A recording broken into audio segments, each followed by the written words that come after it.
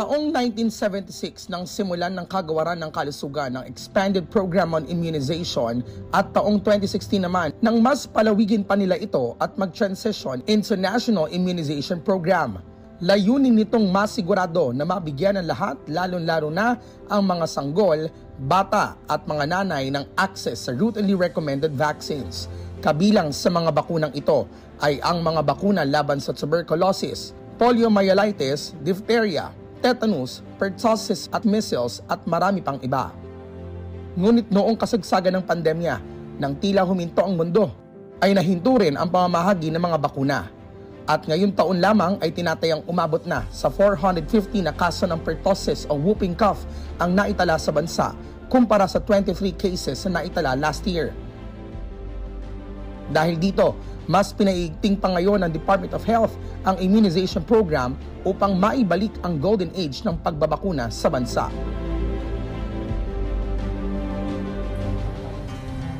At kaugnay nga po niyan, makakasama po natin live dito sa studio, Department of Health Spokesperson and USEC, Dr. Eric Tayag. Magandang umaga po, Dr. Eric Tayag. Magandang umaga, Dayan. Happy Easter. Happy Easter! And welcome back po dito sa PTV. Good morning din, Audrey. At maraming salamat dito sa RSP ngayong araw sapagkat nagdiwang tayo at nagbigay ng pagdadasal po sa nakalipas na Holy Week. Yes. At kahapon nga ay Happy Easter. Yes po. Happy Easter po, Dr. Tayag. Well, balita namin, maski Holy Friday, nagpapa-interview ka daw. Oo, staycation lang tayo, Audrey. At sapagkat kailangan mag-antabay tayo sa mga katanungan ng bayan para mabigyan sila ng tamang impormasyon. Lalo na ngayon na naging mainit ang panahon at inaasahan namin na makakabigay tayo ng impormasyon para maibsan man lamang ang maaaring maramdaman ng marami nating kababayan ngayong tag-init. Ayun na nga, Dayan, buong Holy Week nakamonitor ang Department of Health. Pero ito, Yusek, kamusta na po yung ngayong pamamahagi ng bakuna o yung routine vaccine sa buong Pilipinas? Masasabi po ba natin na talagang tuluyan na itong bumalik sa normal since ng COVID-19 pandemic? Ang programa ng Kagawaran ng Kalusugan, Audrey, ay kailangan mabakunahan ng bata before they reach their first birthday.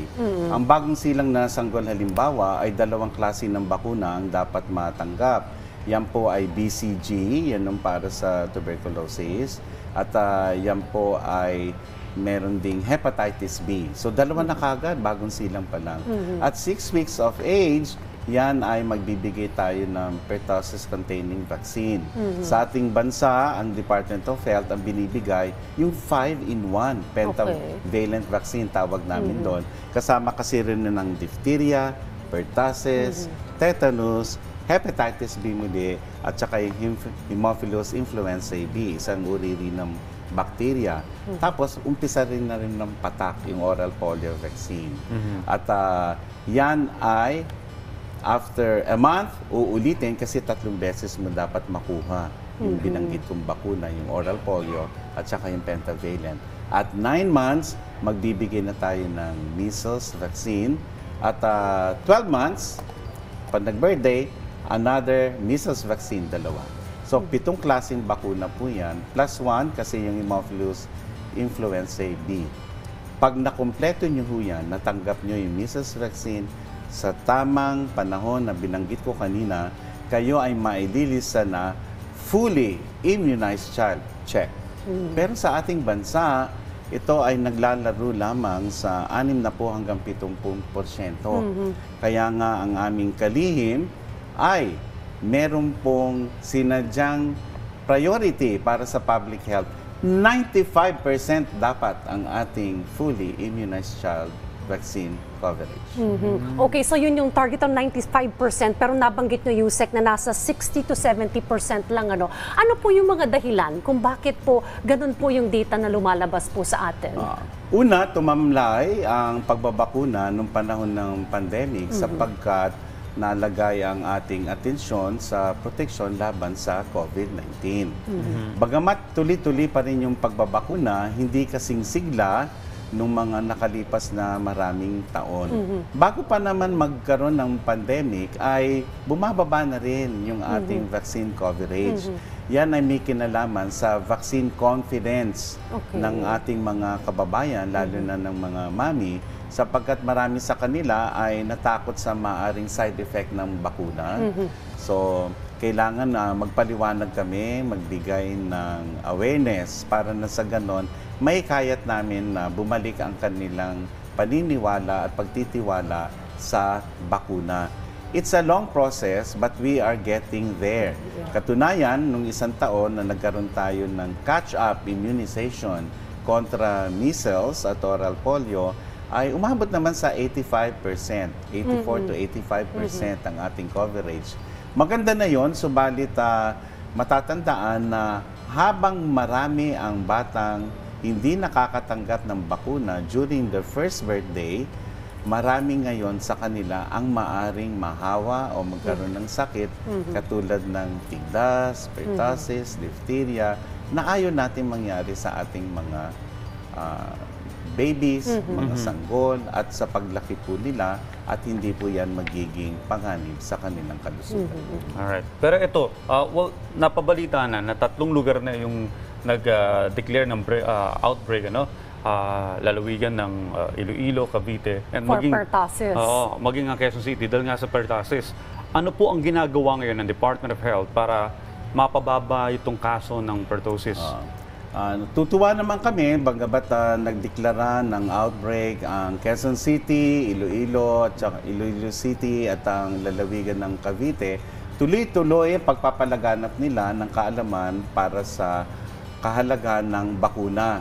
Kaya ngayon, sigurado ako sa pagbubukas ng health center, harinawa, meron silang supply ng bakuna, yung pentavalent, ay pumipila na sina mami kasama yung mga baby para na sa ganun ay makompleto nila yung bakuna kontra pertussis. Ganyan man ay nagbigay din kami na impormasyon kung ano yung mga sintomas ng pertussis sapagkat may gamot naman kung sakaling ikaw ay mahawa. Kay baby, sipon, dahil hindi sila marunong umubo, ay sinusuka po nila yon. At titingnan nyo po yung pagtaas, baba ng dibdib, kasi na yan, biglang hihinto yun, kakabahan ka talaga.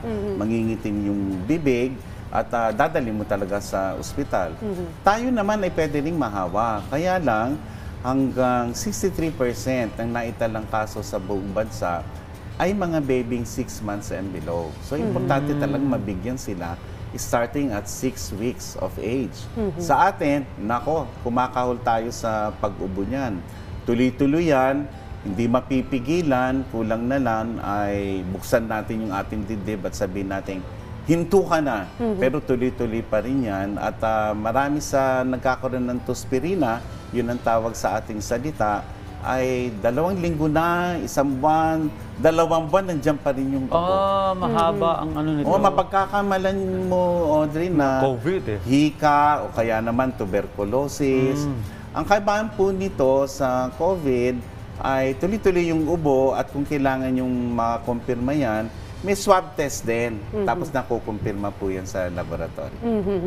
In terms of the bakuna po versus dito sa pertussis, may available vaccines na po ba sa mga LGU, sa mga clinics natin, sa mga barangay? Or I understand may mga supply din pong parating? Maraming mga lugar ngayon ang may supply problems. At kami ngayon ay nakikipag ugnayan sa UNICEF para sa ganon mabili kagad at ma-distribute namin ang mga bakuna sa lalong madaling panahon.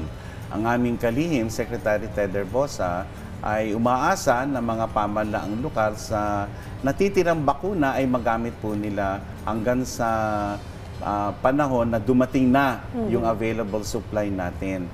Gusto rin namin paliwanag na may konting pandaigdigang supply ng pentavalent vaccine na medyo mahirap makuha ngayon sapagkat maraming bansa rin ang nangangailangan. Pero umaasa kami na sa pamamagitan ng UNICEF, yung aming 5 million doses na binili through UNICEF ay makakarating sa ating bansa sa lalong madaling panahon para tuloy-tuloy po ang pagpila sa mga health centers sapagkat ito naman ay binibigay natin ng libre. Okay.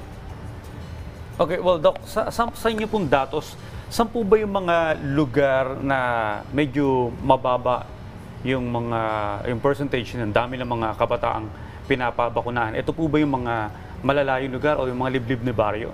Sa ngayon po, halimbawa, meron tayong measles outbreak dyan sa BARM. Katunayan, ngayong araw, mag-umpisa na yung kanilang malawakang pagbabakuna sa mga bata at para sa ganun ay hindi na kumalat ang tigdas. Na mas lubang nakakahawa naman kumpara sa pertussis. At umaasa kami sa BARM na kanila pong magagawa ng paraan sapagkat marami mga kababaihan po sa BARM na nahirapang magdesisyon on their own. Kailangan po ay ang pagdesisyon ay galing po sa asawa halimbawa o kaya naman sa leader ng isang tribo. At yan po ang kultura po ron, pero umaasa kami na manunumbalik yon at ang mga mami mismo ron ay magklamor para na sa ganun mga baby nila ay mabakunahan. Ang ginagawa namin dito ay pinakikinggan namin sila sa kanilang hinaing, mga tanong, para na sa ganun ay sila ay maging kampante, lalo na at hindi ganong kataas ang kanilang kaalaman sa mga pagbabakuna. Marami pa rin mga maling balita nakakarating sa kanila. Isa rin yun aming binibigyan ng tugon para nang sa ganon ay mabalik ang vaccine confidence at mabalik ang golden age ng pagbabakuna sa ating bansa. Oo, yun nga yung target ninyo, no? Yung maging bumalik yung golden age ng pagbabakuna. Ano po kaya ang mahalagang papel din ng mga local government unit para matulungan rin po yung DOH to attain this goal? Mahalaga sapagkat nasa kanilang poder ang mga barangay health workers natin, mga midwives, mga doktor na kung saan nasa kamay po nila ang pagpapalaganap sa kahalagan ng pagbabakuna. Lalo na ang sinisiguro po nila na may mapupuntahan si mami at yung baby sa anumang oras. Inaasahan nga namin na palawigin pa yung oras, hindi magtatapos sa alas 5 ng hapon halimbawa, o kaya naman hindi lamang isang araw ang tinakda nilang araw para sa pagbabakuna. Kasi may ibang lugar, halimbawa, Miyerkules lamang yung pagbabakuna. Okay. Paano pag may schedule yung tama, mga baka nanay, pauwiin pa yun. Kung may narigaw man, huwag nyo nang pauwiin kahit ibang araw ang pinunta po nito, bigyan nyo na rin po ng bakuna. At yung iba naman, natutuwa kami, nag-house to house. Ayun. Titingnan nila yung listahan, Audrey, Dayan. Sandali, bakit itong 5 pamilyang to, dapat dinala na yung baby rito, hindi pa. So, pupuntahan nila yon, alamin ang pangyayari. At ang mahirap din dito, may mga naglilipat bayan, yung migration na tinatawag. Kailangan po magpalista po kayo kung bagong dating po kayo sa lugar na yon para masama kayo sa listahan. At para na sa ganun, may nakalaan ng libreng bakuna para sa inyong mga baby. So data rin, importante talaga para ma-monitor. Isipin nyo, lumipat ako na isang lugar. Ang inasikaso ko lang yung bagong tahanan, yung trabaho, yung pagkain. Nakalimutan nyo yung bakuna ni baby. Hindi nyo napailista. Wala kayo sa listahan. At may hirapan po kayo at nakalimutan yung pumila at libre naman ang bakuna. Kahit saan kayo pumunta po, libre ang bakuna. Ayan. Dapat seryosohin ng ating mga kababayan to dahil off the air na binanggit ni Yuse kanina na nung panahon ng pandemya, nasa 1 milyong mga kabataang Pilipino po ang hindi nabakunahan. So ito po hinahabol ngayon ng DOH na mabakunahan sila. Ito yung tinatawag na zero dose. From 2019 hanggang 2022, sa pandaigdigang tala ay ito ay umabot sa 48 million.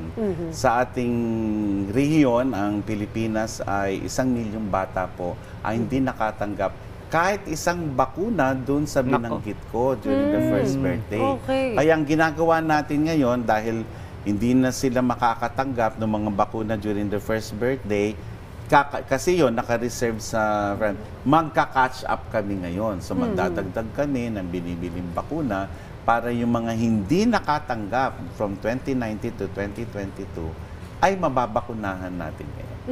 Siguro po panghuli na lamang po, Yusek Tayag, imbitihan po natin yung ating pong mga kababayan na pabakunahan po yung kanilang mga anak, lalo pa kapag hindi pa ito nagwa 1-year-old, na kumpletuhin po itong mga bakunang ito. Alam po namin, ngayong panahon po ng tag-init, ay maaring ang pagbabakasyon o pagpunta sa mga magagandang lugar.